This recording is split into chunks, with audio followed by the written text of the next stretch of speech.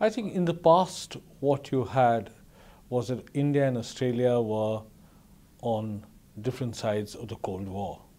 Australia was an ally of the United States, while India had a close relationship with the former Soviet Union.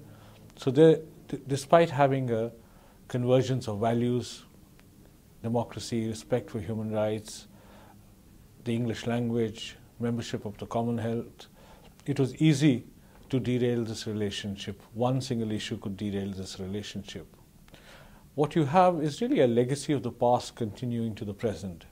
So you had really a ballistic reaction from India to Australia's attitude towards India's nuclear tests, and the unfortunate attacks on students in Victoria and elsewhere, Indian students, led to really a media, almost hysteria in India.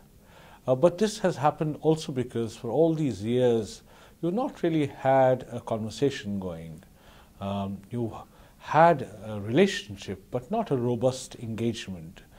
So today, you have a huge convergence of not just values, but also interests. You look at the economic relationship, there's a huge trade relationship. India, depending on how you count it, is the third or the fourth largest trading partner of Australia. There are Indian students coming here. Both Australia and India have a common interest in ensuring the success of multilateral institutions and to ensure that the Indian Ocean area remains an area of stability, that China does not become a hegemonic power. But what you need is really to build this relationship into a broad-based one, where the legacy of the past, where historical bitternesses do not influence the present or the future.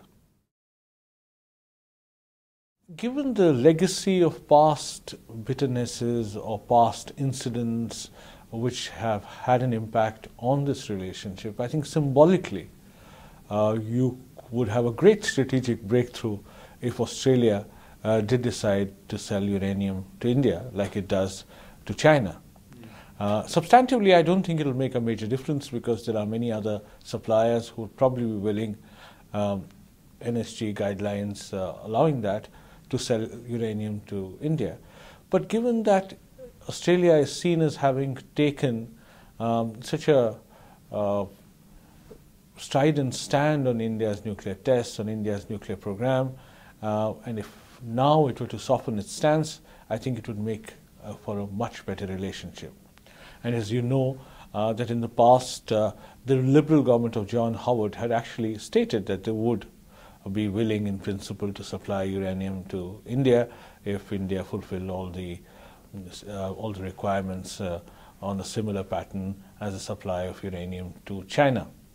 The Labour government obviously has an ideological stand based on the fact that they don't want any non-NPT country to be given uranium.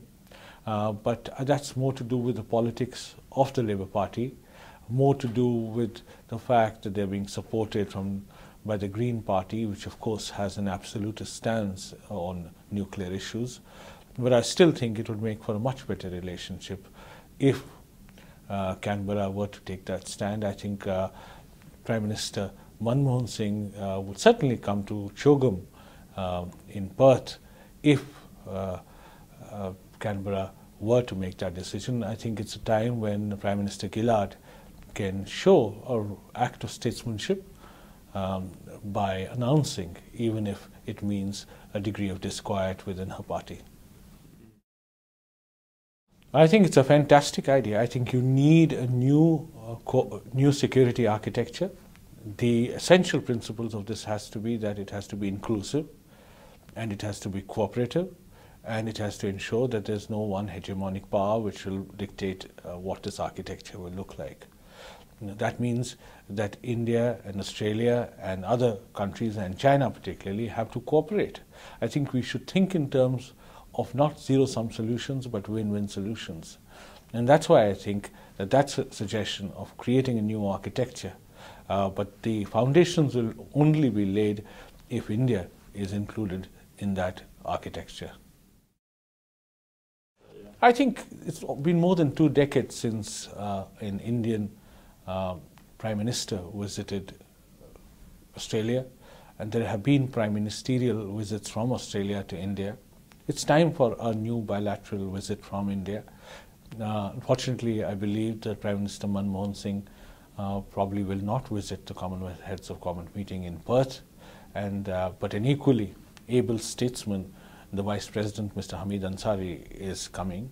I just wish that Canberra were to take a decision, a strategically long-term decision, like reversing its stand on not selling uranium to India, because that would provide just the kind of strategic breakthrough that Indian leaders need to embark on a new bilateral relationship with Australia, which first of all would be translated through a bilateral visit from the Prime Minister.